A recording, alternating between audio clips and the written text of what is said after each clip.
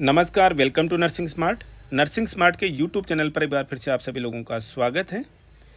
Screen पर आप देख सकते हैं केजीएमयू का ये वेब पोर्टल है और इस पे नर्सिंग ऑफिसर रिक्रूटमेंट 2023 का प्रोविजनल ऑफर लेटर आप लोगों के लिए इशू कर दिया गया है। सबसे टॉप पे यही लिखा है, कल 14 मार्च को फाइनल कैंडिडेट्स की जो लिस्ट हैं सीट अलॉटमेंट वो इशू की गई थी वेरीफाइड कैंडिडेट्स की। आज 15 मार्च को इन्होंने ऑफ़र लेटर जो है वो इशू कर दिया है। जब आप इसको क्लिक करते हैं डाउनलोड करने के लिए तो ये आपको इस लॉगिन पेज पर लेकर के आएगा, जिसके लिए आपको यहाँ पर अपना एप्लीकेशन नंबर या फिर मोबाइल नंबर में से एक चीज़ एंटर करनी होगी। दूसरे कॉलम में आपको ब्लॉक में आपको रोल नंबर और यहाँ पर आई एम नॉट रोबोट और ये कुछ चीज़ें आपसे पूछेगा और लॉगिन करोगे तो आपका जो अपॉइंटमेंट लेटर है, प्रोविजनल ऑफर लेटर जो है वो डाउनलोड हो जाएगा। उसके साथ में कुछ एनक्लोजर्स भी हैं जो कि हम आप लोगों के साथ में यहाँ पर डिस्कस करने वाले हैं। तो चलिए शुरू करते हैं। स्क्रीन पर आप देख सकते हैं सेलेक्टेड बच्चे का ऑफ़र लेटर है, जो कि प्रोविजनल ऑफ़र लेटर अपॉइंटमेंट के लिए प्रोविजनली जो नर्सिंग ऑफिसर की पोस्ट के लिए, नर्सिंग ऑफिसर की पोस्ट तो प्रोविजनल नहीं है, जो ऑफ़र लेटर है और प्रोविजनल क्या ये ओरिजिनल ही है। अब वो प्रोविजनल का नाम केवल और केवल इसलिए दे दिया गया कि आपने ऑफलाइन इसको डाउनलोड किया है। तो सबसे पहले इसको थोड़ा सा स्टडी कर लेते हैं कि आपको क्या ऑफ़र किया गया है। यहाँ पर बताया गया है कि इस डेट को इस एडवर्टाइजमेंट के थ्रू आपकी जो एप्लीकेशन जो है वो हमारे पास में आई है और हमने इस रेफरेंस में जो है वो एडवर्टाइजमेंट नोटिफिकेशन दिया था। पे मैट्रिक्स लेवल जो है वो कितना रहेगा, पे मैट्रिक्स लेवल 7 और जो बेसिक जो है 44,900 की रहेगी। साथ में हम आपको अदर यूजुअल अलाउंसेज, जिसमें डियरनेस अलाउंस यानी महंगाई भत्ता, हाउस रेंट अलाउंस यानी मकान का किराया, nursing allowance, transport allowance, DA on TA और ड्रेस अलाउंस, ये सारी चीज़ें हम आप लोगों को इसके साथ में देने वाले हैं। आपकी स्टार्ट बेसिक जो है वो 44,900 रुपये रहेगी पर मंथ। ये बेसिक पे है। पोस्ट जो हैं हमेशा टेम्पररी ही होते हैं नेचर में, लेकिन कंफर्म हो जाते हैं फ्यूचर के अंदर। ये हर एक अपॉइंटमेंट में लिखा हुआ आता है। आज की डेट में बताया गया है कि आपका शुरू के 2 साल के लिए प्रोबेशन का पीरियड रहेगा, जो कि हर एक को जॉब में रहता है, तो वो कोई इश्यू नहीं है। अगर आप जॉब छोड़ना चाहते हैं, रिजाइन करना चाहते हैं प्रोबेशन पीरियड में, तो आप 1 महीने का प्रायर नोटिस देंगे, ठीक है।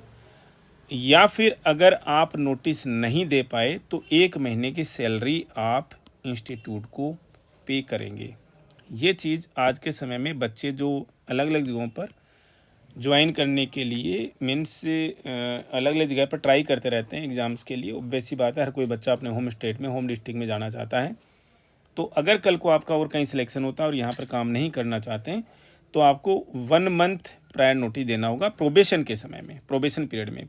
प्रोबेशन पीरियड के बाद में इसमें नहीं लिखा होगा, आई थिंक 3 महीने का यहाँ पर हो जाता है, 3 महीने की सैलरी। समझ रहे हैं? आप बोलें कि साहब मेरे पास तो टाइम ही नहीं है जी, मैं तो 1 महीने का नोटिस नहीं दे सकता, तो कोई दिक्कत नहीं है, 1 महीने की सैलरी दीजिए और जाइए शॉर्ट नोटिस पे, जो भी 7 दिन की पीरियड के अंदर।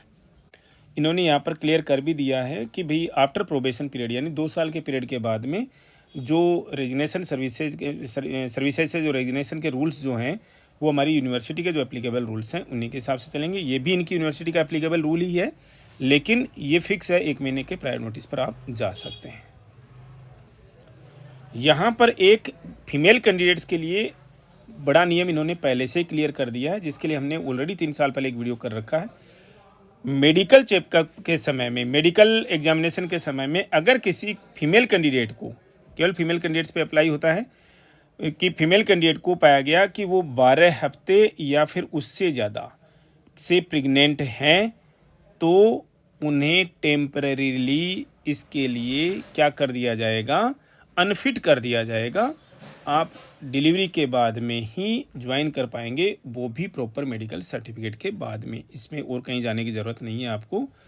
तो अगर कोई फीमेल कैंडिडेट जो है प्रेग्नेंट हैं फ़िलहाल और 12 हफ्ते के आसपास हैं, एक आधा हफ्ता प्लस माइनस हुआ है, तो देख लीजिएगा अपनी ईडीडी। हम यहाँ पर वीडियो में बताते हुए अच्छे नहीं लगेंगे, ईडीडी जो है आपको बतानी है, वो इस हिसाब से दिखानी है वहाँ पर। हालांकि वो तो यूएसजी के लिए भी जाएंगे आप, लेकिन वो उसमें थोड़ा सा बीच बचाव हो सकता है। अपनी ईडीडी को आप उसी के हिसाब से मैनेज कीजिएगा, बताइएगा। इतना बताना काफ़ी लगता है हमें। आपका जो कैरेक्टर वेरिफिकेशन है सेलेक्टेड कैंडिडेट्स का, वो कंसर्न डिस्ट्रिक्ट मजिस्ट्रेट से या पुलिस कमिश्नर से ही वो जो वेरीफाई होना है। और अगर इसमें कोई वो भी गलत पाया गया, रिवील हुआ, तो वो सर्विसेज से टर्मिनेशन है। और ये कंसर्न डिस्ट्रिक्ट मजिस्ट्रेट यानी आपका डिस्ट्रिक्ट से वो अपने आप भेजेंगे फाइल के हिसाब से। मुझे नहीं लगता कि आपको कराना होगा क्या, वो फॉर्म तो उन्होंने दे दिए होंगे आपको ऑलरेडी। अभी एनक्लोजर्स में हम डिस्कस करेंगे। यानी कि अगर आप सीकर से आते हैं तो आपकी पुलिस वेरिफिकेशन जो है वो सीकर से ही होके आएगी। आप जो ज्वाइनिंग के लिए जाएंगे तो टीएडीए नहीं मिलेगा आपको। आप बोलोगे सर आप अभी तो बता रहे थे टीएडीए अलग होता है, ठीक है ना। जब भी आप ऑफिस के काम से कहीं पर जाते हैं तो टीएडीए मिलता है। ये आपके सर्विसेज में आने के बाद में होता है। ये आपकी सर्विस नेचर के हिसाब से कभी आपको लाइफ में ऐसा कोई काम पड़ेगा भी नहीं। हाँ, कहीं पर आप कॉन्फ्रेंस वगैरह के लिए जाते हैं तो ये टीएडीए उस समय मिलता है। लेकिन अभी तो आप जॉब में ही नहीं आए हैं। जब आप मेडिकल एग्जामिनेशन के लिए अपेयर होंगे तो आप टीएडीए क्लेम नहीं कर सकते। आप जनरल पूल अकोमोडेशन के लिए एंटाइटल्ड हैं। टाइप 3 में आप आते हैं, टाइप 3 की एंटाइटलमेंट आपको मिलेगी।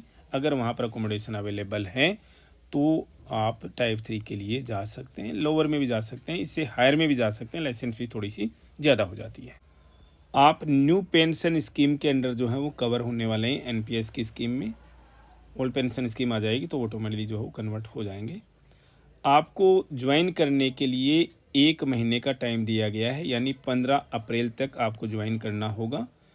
अगर जो भी कैंडिडेट्स अपना एक्सटेंशन सीख करना चाहते हैं थोड़ा बहुत और ज़्यादा, तो उन्हें हमारी एडवाइस है आप 8-10 अप्रैल के करीब जा कर के एक्सटेंशन सीख कर सकते हैं। मुझे नहीं लगता, मुझे आइडिया नहीं है पर्सनली कि वो कितना एक्सटेंशन आपका एक्सेप्ट करेंगे या नहीं करेंगे।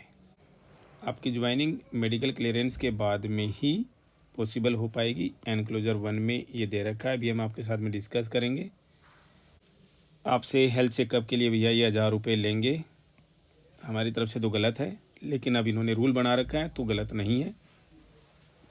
ये आपके कैरेक्टर वेरिफिकेशन जो पुलिस के द्वारा वेरिफिकेशन होगा और हेल्थ चेकअप होगा, इसके लिए जो भी पत्र व्यवहार में या इनके जो यहाँ पर जो पैसा लगेगा वो आपसे 1000 रुपये लेने वाले हैं। और इसके लिए आपको यूनिवर्सिटी के नाम पर ही क्या कराना होगा, इनके सेविंग बैंक अकाउंट में ही ये पैसे जमा कराने होंगे। इसकी रिसिप्ट आपको देनी है। एक अटेस्टेशन फॉर्म है और ये अटेस्टेशन फॉर्म जो है वो लेटेस्ट पासपोर्ट साइज़ के साथ में फ़ोटो के साथ में, जिसको हम डिस्कस करेंगे, एनक्लोजर 2 में दिया हुआ है।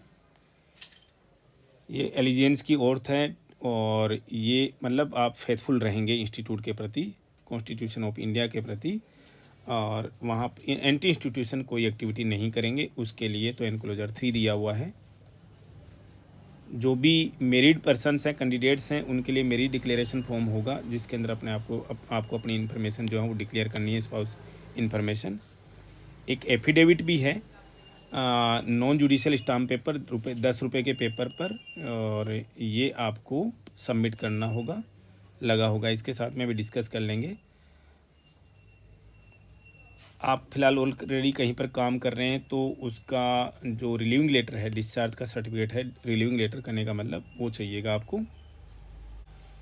एनक्लोजर 5 में आपको कैरेक्टर सर्टिफिकेट बताया गया है, यहाँ पर दिखाए गए हैं, और 2 क्लास 1 गेजेटेड ऑफिसर से आपको ये सबमिट करने हैं। यहाँ पर 2 लोग, ऐसा नहीं रिटायर्ड नहीं चलेंगे, सर्विंग होने चाहिए, उन्हीं का चल पाएगा। क्लास 1 गेजेटेड ऑफिसर होने चाहिए। एक एप्लीकेशन प्लेन पेपर पर कि अगर आप जो हैं किसी भी अनदर सेंट्रल गवर्नमेंट इंस्टीट्यूट में या स्टेट गवर्नमेंट इंस्टीट्यूट में काम कर रहे हैं, तो आप एक अंडरटेकिंग देंगे कि जब हम ज्वाइन करेंगे एनक्लोजर 6 के हिसाब से तो हम ये डॉक्यूमेंट सबमिट करेंगे। पुलिस वेरिफिकेशन फॉर्म 7 जो आपको भर के देना है, केवल इंस्टीट्यूट कराएगा अपने आप से। आपकी बायोमेट्रिक वेरिफिकेशन की जाएगी, बायोमेट्रिक्स और फोटोग्राफ्स वगैरह सारे मैच किए जाएंगे डॉक्यूमेंट वेरिफिकेशन के समय के। ये सब कुछ कराया जाएगा कि एग्ज़ाम में आप ये फिर हुए, कोई डमी कैंडिडेट तो आपकी जगह पर नहीं आया है, जो कि आजकल देखने को मिलता है। अब हम यहाँ पर एनक्लोजर्स देखेंगे।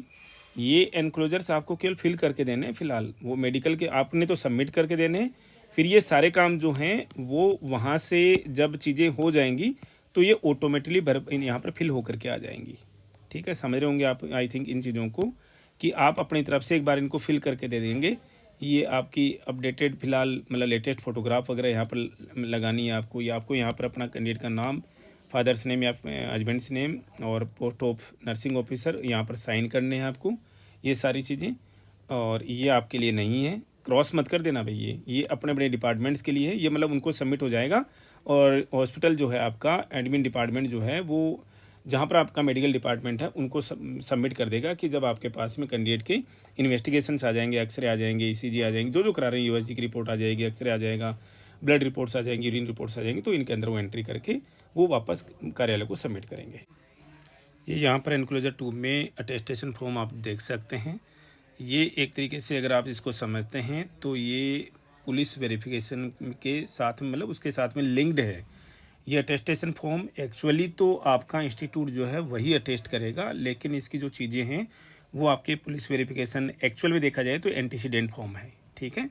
तो इसी के हिसाब से ये चीज़ें जो हैं अटेस्ट होनी है आपकी सारी चीज़ें मैच करने के बाद में। तो ये बहुत ही ज़्यादा इम्पोर्टेंट एनक्लोजर है, ठीक से फिल आपको करना है। ये फेथफुलनेस की वही ओथ है, और ये वही जो हमारे नेता लोग प्रतिज्ञा ले रहे होते हैं, आपको पता है, भारत और विधि द्वारा स्थापित भारत के संविधान के प्रति। ये मुझे तो लग रहा है उसी को कॉपी कर लिया अभी इन्होंने, ठीक है। ये मेरी डिक्लेरेशन फॉर्म है जो को आपको डिक्लेयर करना होगा।